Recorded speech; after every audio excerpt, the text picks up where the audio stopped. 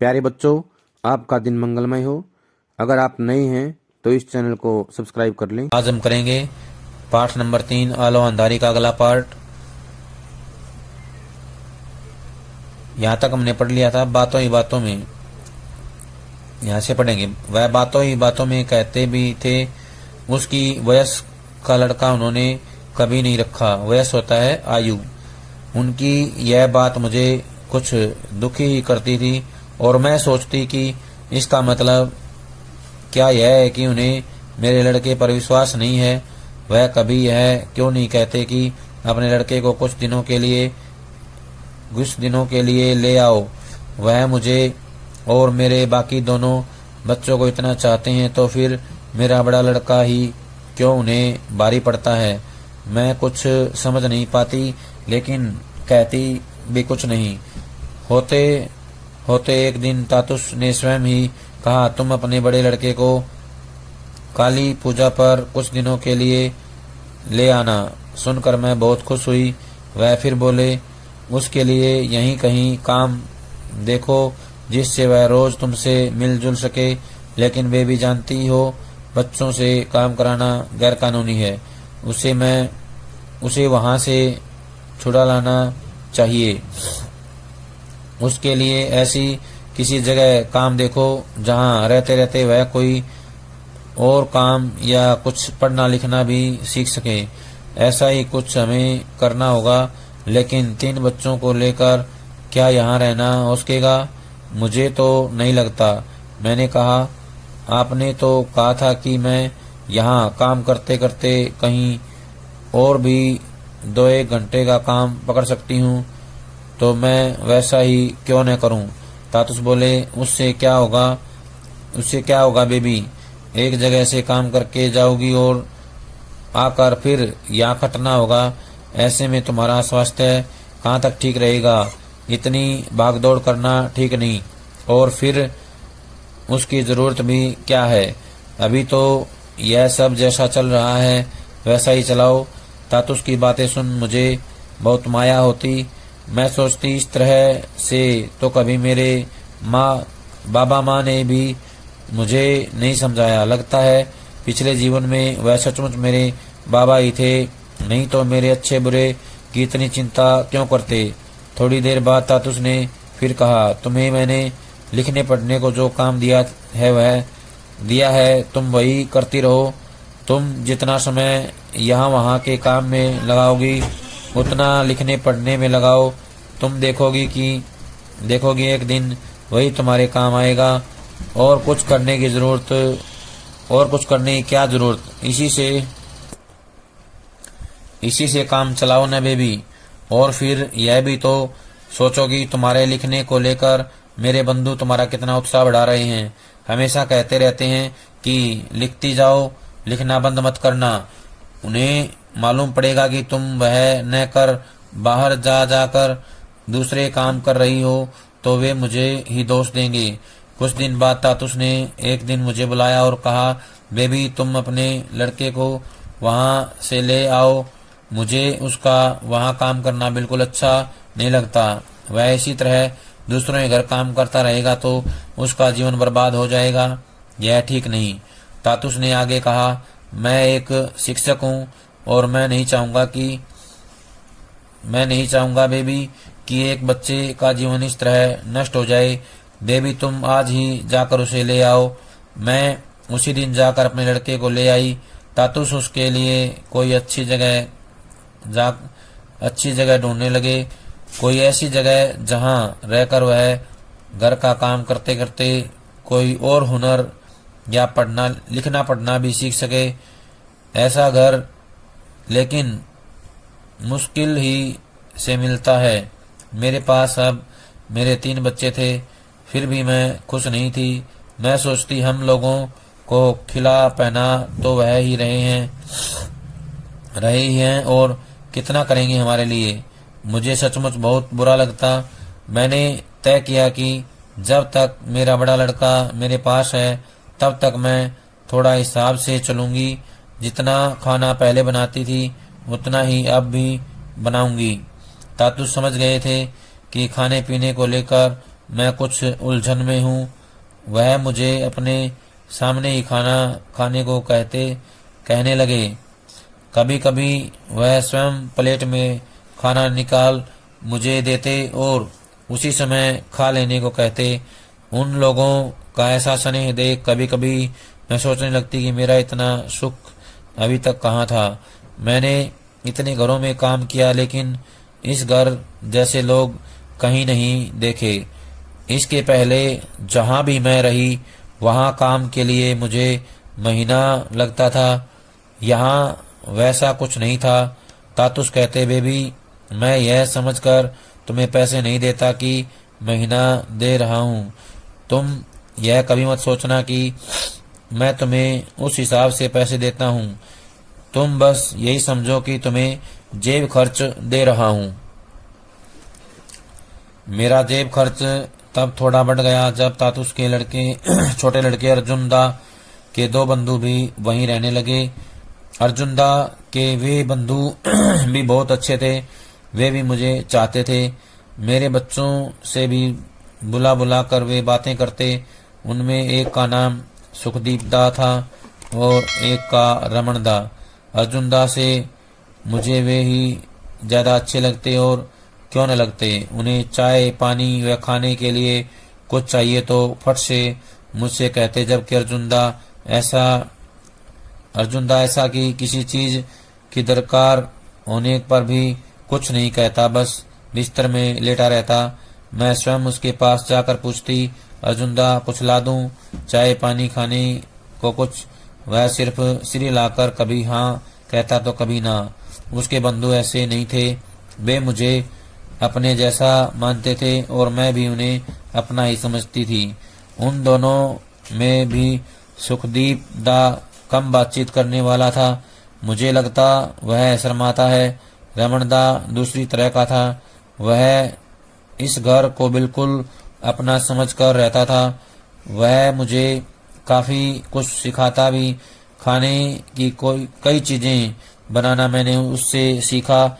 वह मुझसे मेरे बच्चों के बारे में भी बातें करता। वह कहता, देखो अभी वे छोटे हैं, अभी उनका शैतानी करने का समय है, तुम्हें थोड़ा सावधान रहना होगा। उनकी पढ़ाई लिखाई पर नजर रखनी होगी। उन्हें सब समय खेलने मत देना, नहीं तो उनका पढ़ना लिखना चौपट हो जाएगा। रमन दा पहले सोचता था कि मेरे कोई लड़की नहीं है, 3 लड़के हैं। मेरी लड़की का खेलना कूदना धीरे धीरे कुछ दूसरी तरह का होता जा रहा था और कभी कभी वह लड़कियों के कपड़े भी पहनने लगी थी। रमन दा की भूल उस दिन दूर हो गई जब उसने मेरी लड़की को एक गुड़िया लिए खेलते देखा। उसने तातू से पूछा, बेबी का यह लड़का है या लड़की? इसके हाथ में तो गुड़िया है। तातुस बोले, क्यों, तुम्हें मालूम नहीं? यह तो बेबी की लड़की है। रमन दा ने तब हंसकर कहा, तभी तो, और मैं तो समझ बैठा था कि यह भी लड़का ही है। रमन दा और सुखदीप दा के आने से घर में थोड़ी चहल पहल बढ़ी थी, लेकिन कुछ ही समय के लिए, क्योंकि जल्दी ही उन दोनों ने काम पर जाना शुरू कर दिया। इस बीच मेरा बड़ा लड़का भी मेरे पास से चला गया, क्योंकि उसे एक ऐसे घर में तातुस ने काम दिला दिया था जहां साहब लोगों ने उसे पढ़ाने का भरोसा दिलाया था। मेरा छोटा लड़का और लड़की भी पढ़कर देर से घर लौटते, क्योंकि अब वे बड़े सरकारी स्कूल में जाने लगे थे। अर्जुन दा, रमन दा और सुखदीप दा काम पर से लौटकर फौरन सोने चले जाते। तातुस ने एक दिन मुझसे कहा, तुम बच्चों को लेकर रोज पार्क में थोड़ा घूम आ सकती हो। बच्चे वहाँ खेलेंगे और तुम्हारा मन भी बहलेगा। उनकी बात मान मैं रोज शाम को बच्चों के साथ वहाँ जाने लगी। पार्क में बहुत सी बंगाली औरतें आती थी। वे वहाँ उन घरों के बच्चों को घुमाने लाती थी जहाँ वे काम करती थी। उनमें से कई मुझे देख मेरे पास आती और कुछ इस तरह की बातें पूछती, तुम बंगाली हो, तुम्हारा घर कहाँ है, तुम यहाँ अकेली रहती हो, तुम्हारा स्वामी कहाँ रहता है? वह तुम्हारे साथ नहीं रहता? वहाँ कई जवान लड़के भी आते और उनमें बंगाली भी होते। वे भी मुझसे बातचीत करना चाहते और मौका न मिलता तो मेरे बच्चों को बुलाकर उनसे बातें करते। कोई यदि स्वयं आए और मुझसे बात करना चाहे तो उससे बात न करना कैसे संभव है? फिर भी ऐसे लोगों से मैं अधिक बातें नहीं करती और न ही अपने बारे में कुछ बताती, क्योंकि बात करने के पीछे उनका आशय क्या है यह मैं समझ जाती। तातुस ने भी मुझसे यह कह रखा था कि जब भी कभी मैं बाहर घूमने निकलूं तो अनजान लोगों से ज्यादा बातें न करूं। तातुस ने ठीक ही कहा था। मैं भी वैसा ही सोचती थी और देखती भी कि लोग बातों बातों में ऐसी ऐसी बातें पूछने लगते हैं जिनके जवाब देने की मेरी एकदम इच्छा नहीं होती। बीती पुरानी बातें फिर से मन में लाना मुझे अच्छा नहीं लगता।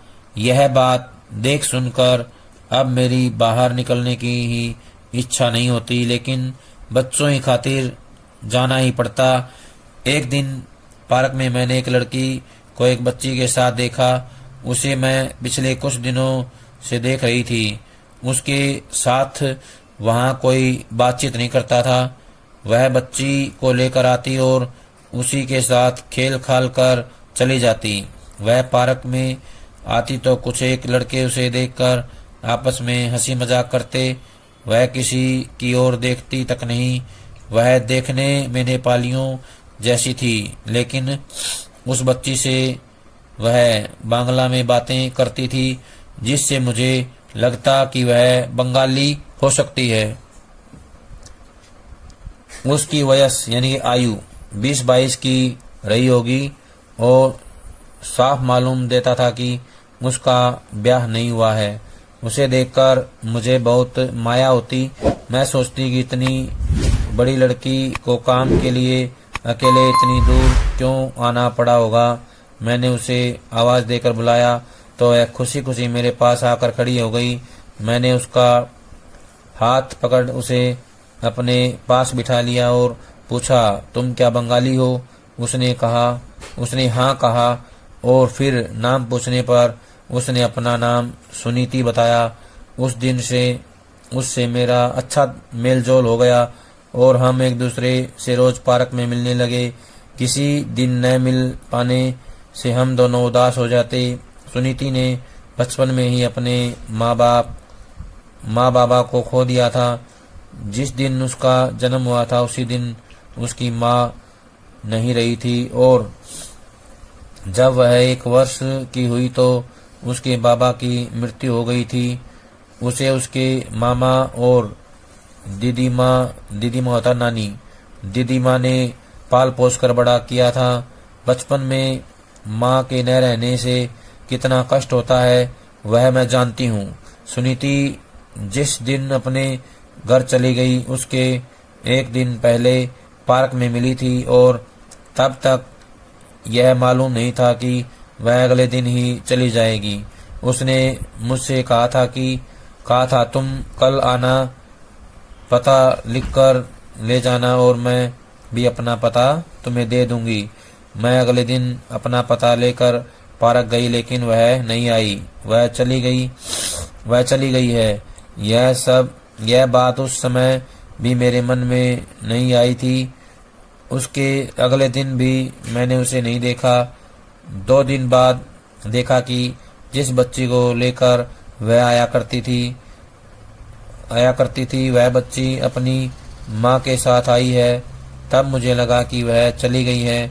मैंने सोचा उसे शायद मुझसे मिलने का मौका नहीं मिला। वह कर भी क्या सकती थी? जिनके यहाँ रहती थी उन्हीं के कहने पर तो उसे चलना था। सुनीति के न रहने से पार्क में अब मेरा मन नहीं लगता। मैंने वहाँ जाना छोड़ दिया। जितना समय मैं वहाँ बिताती थी उतना अब मैं लिखने पढ़ने में बिताने लगी।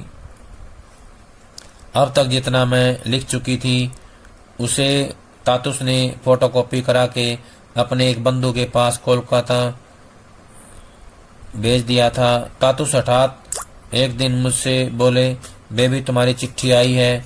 मैं अवाक हो उनकी ओर देखती रही और फिर बोली, मेरी चिट्ठी? मुझे चिट्ठी भेजने वाला तो कोई नहीं। उन्होंने बताया कि चिट्ठी कोलकाता से उनके एक बंधु ने भेजी है। मैंने कहा, सुनाइए न, देखूं क्या लिखा है।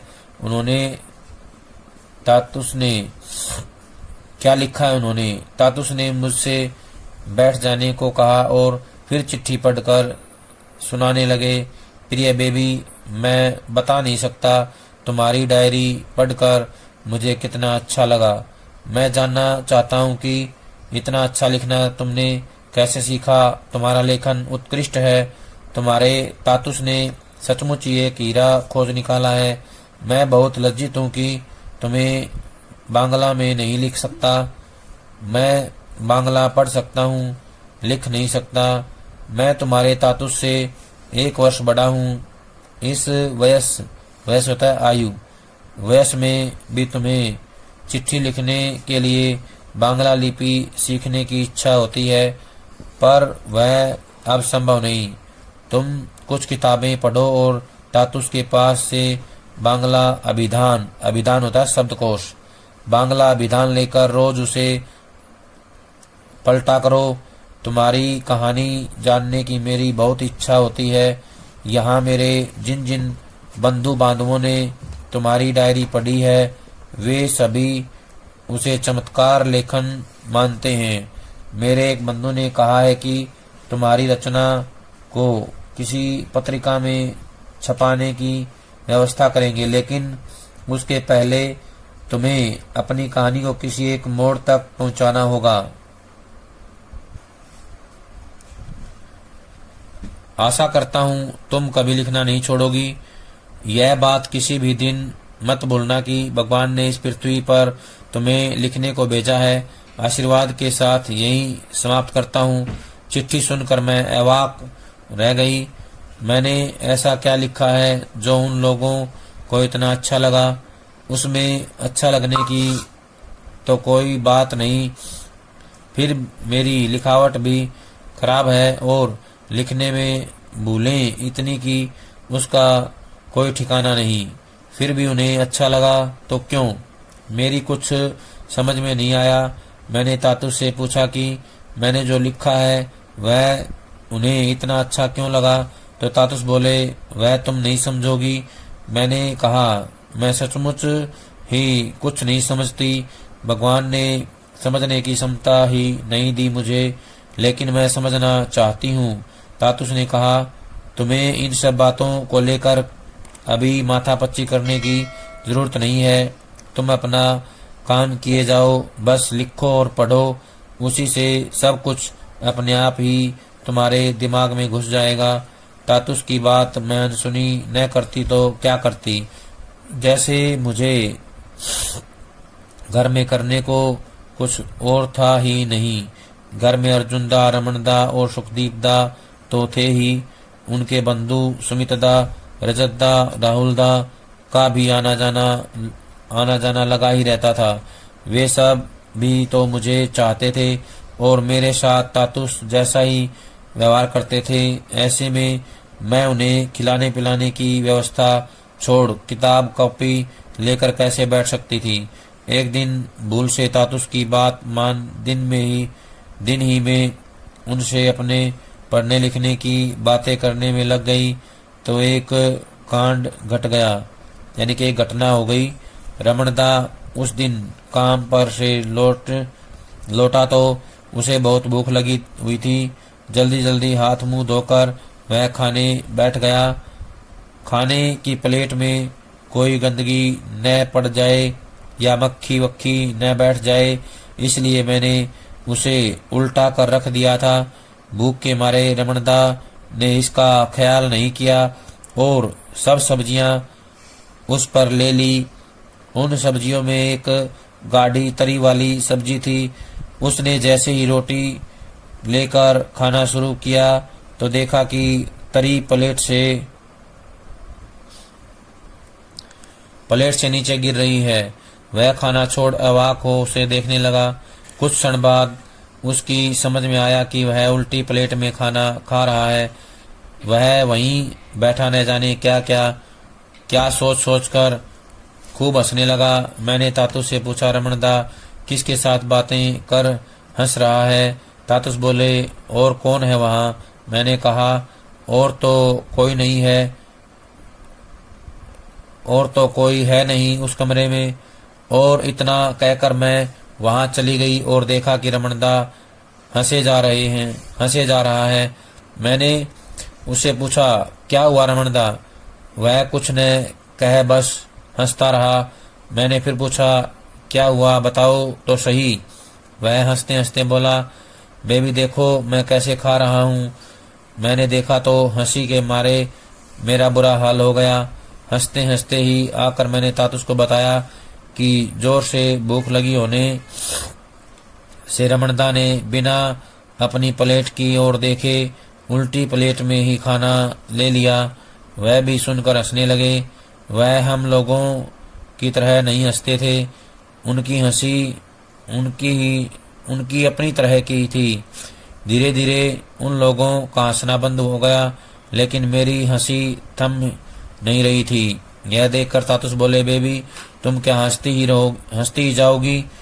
खाली हंसने से ही सब हो जाएगा? मेरे बंधु की चिट्ठी कितने दिनों से आकर पड़ी हुई है, उसका जवाब तुम्हें नहीं देना होगा।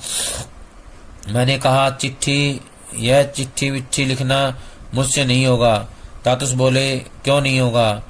तुमसे जैसे बने वैसे ही लिखो, लिखते लिखते ही सब ठीक हो जाएगा। मैं सोच में पड़ गई। कभी किसी को चिट्ठी विट्ठी लिखी नहीं। यदि लिखे भी तो बस जैसे तैसे दूसरे के लिए कुछ प्रेम पत्र।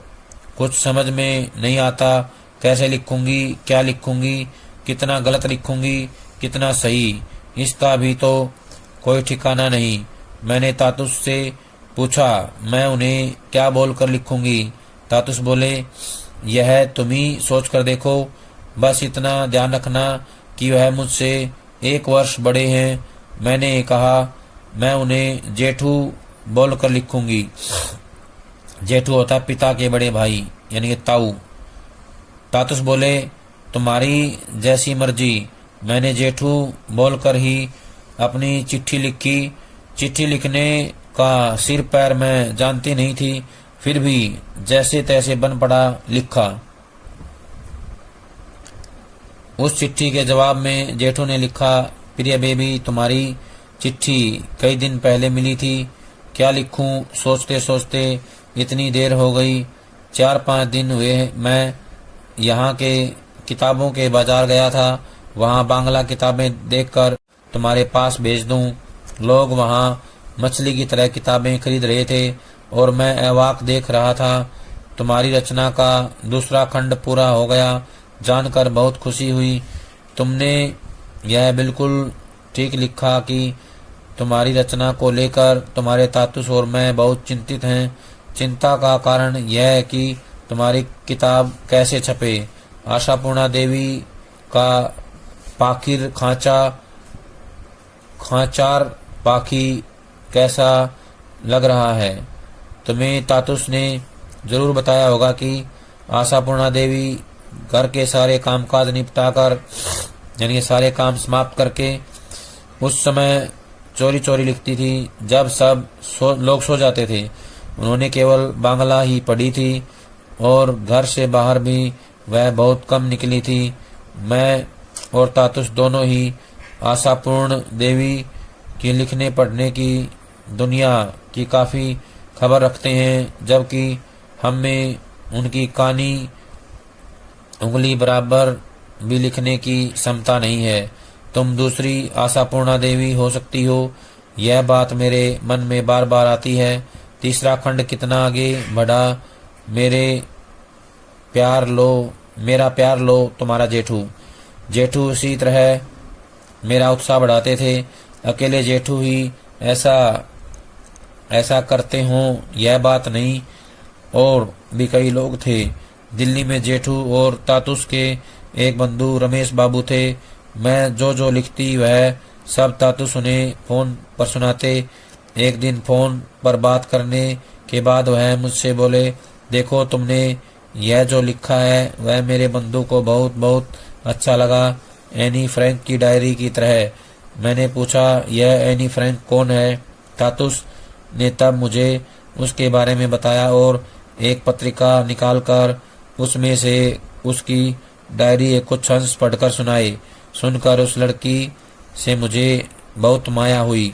शर्मिला दी भी मेरा उत्साह बढ़ाती थी।